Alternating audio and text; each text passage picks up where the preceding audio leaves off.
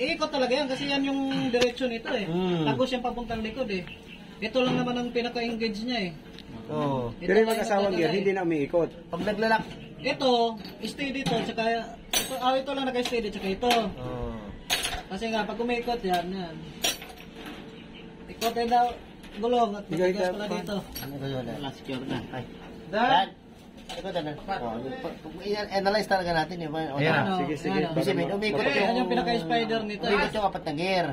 Yung may space. Patay yung dalawang gear. Kung magana ka single siya, hindi ka gana. Ito yung pinaka-patay lang. Oo, patay siya. Naka-permis lang siya.